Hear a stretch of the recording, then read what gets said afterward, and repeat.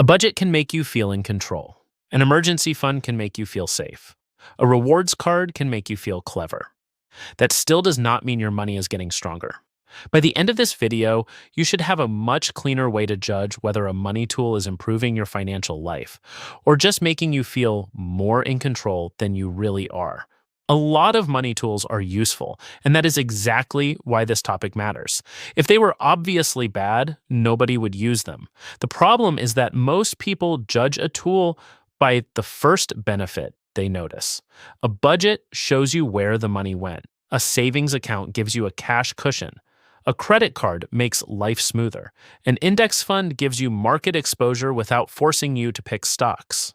All of that is true, but it is only half the story.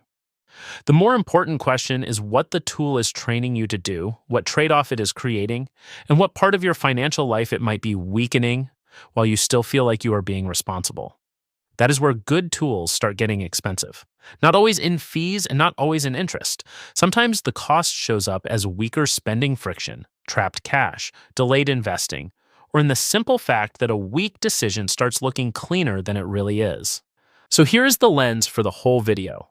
A money tool is not smart because it sounds responsible. It is smart when it solves the right problem without quietly creating a more expensive one. That means every tool has to pass two tests. First, what problem is it solving? Second, what hidden cost comes with it? If you miss the second question, you can end up with a financial life that looks organized, optimized, and respectable on paper, while still being tighter than it should be in real life. Start with control tools. A budget is useful because it gives you visibility, and for a lot of people, that alone is a real improvement. But a budget can also become a very polished way to watch a low-margin life stay low margin. If your take-home pay is $2,400, rent is $1,100, utilities are $200, groceries are $300, and transportation is $250, you are left with about $550 before anything irregular happens. One car repair, one medical bill, or one travel month can eat most of that fast. So the issue may not be that you forgot to track a few subscriptions. The issue may be that there just is not much room left after normal life hits. In that kind of setup, a budget still matters. The hidden cost is more psychological than financial. It can make you feel like the solution is better category management, when the real problem is that your margin is simply too thin for real life. Subscription tracking has a similar trap. It is useful for catching waste, but it can also turn into low-stakes optimization theater. Canceling 3 forgotten services and saving $38 a month feels productive, and sometimes it is. But if your housing cost, car choice, or income level is the real pressure point, subscription tracking can make you feel financially sharp while the bigger leak stays untouched.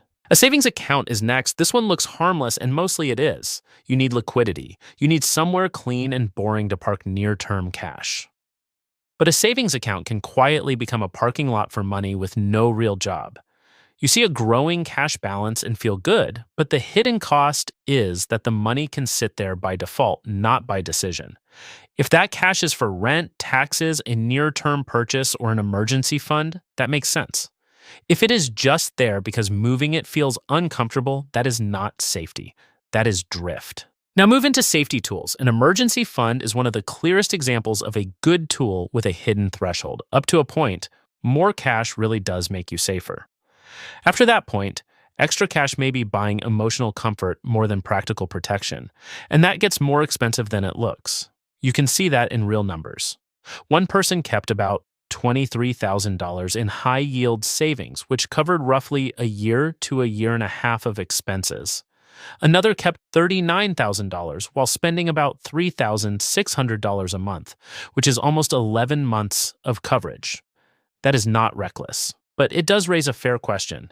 Is all of that extra cash still doing the job of emergency protection, or has part of it become idle long-term capital wearing the costume of safety? And there is a real trade-off there. If someone only needed 6 months of expenses, not 11, that could leave roughly $18,000 sitting in cash instead of working elsewhere. At a 7% annual return, that difference over 10 years is not trivial. It is roughly the gap between $18,000 staying $18,000 and $18,000 growing to about $35,000. That is the hidden cost. Not that cash is bad, but that extra caution can keep protecting you long after the real risk has already been covered. Credit cards are another strong example. Used well, they are convenient. They can improve cash flow timing, add fraud protection, and sometimes offer rewards. But the hidden cost is reduced friction. When the money leaves in a batch later, spending feels softer in the moment.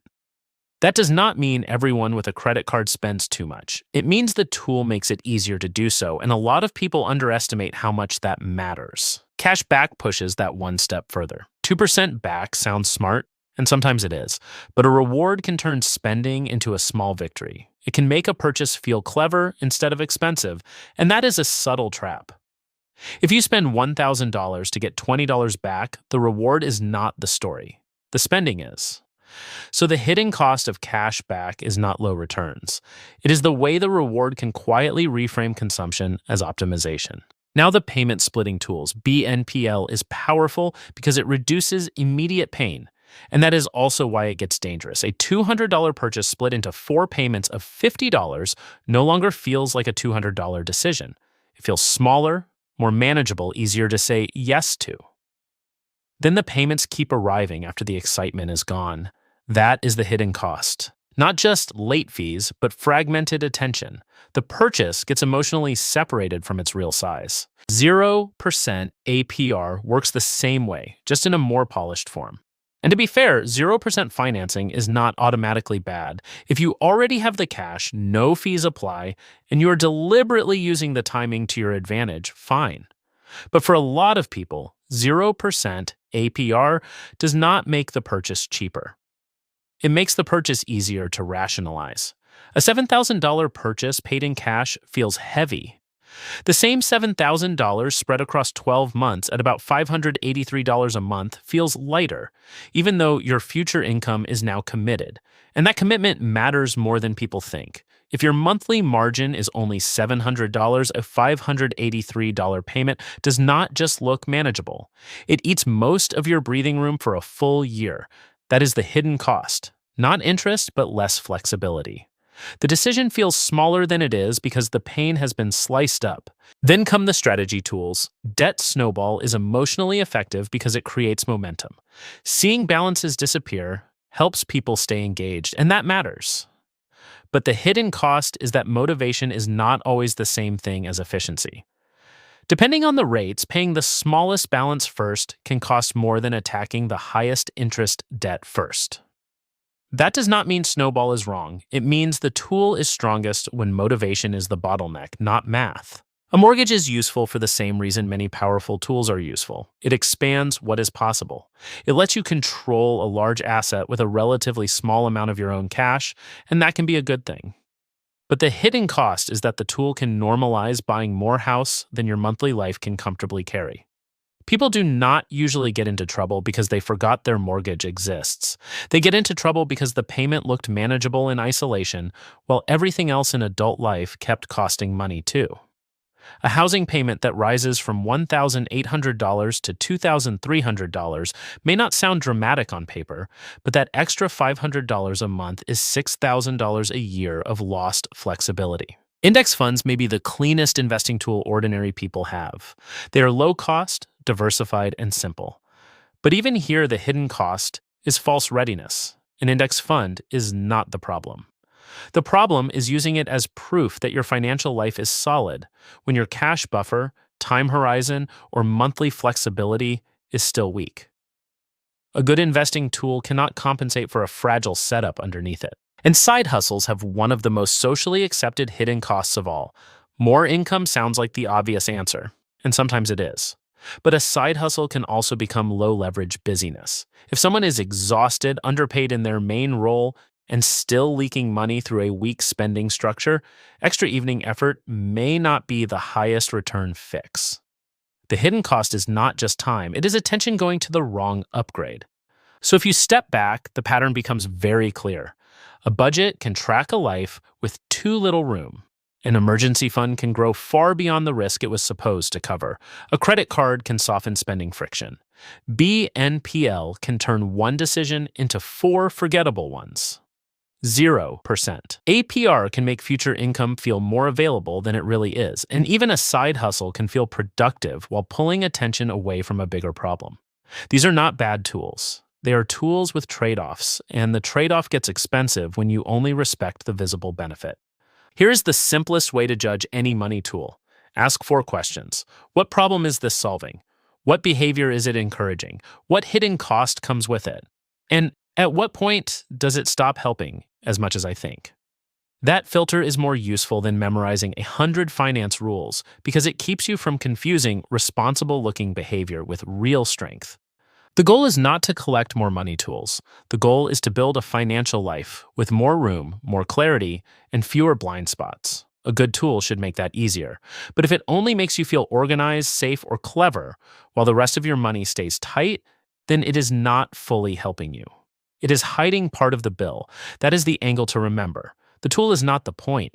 What it is doing to your system is.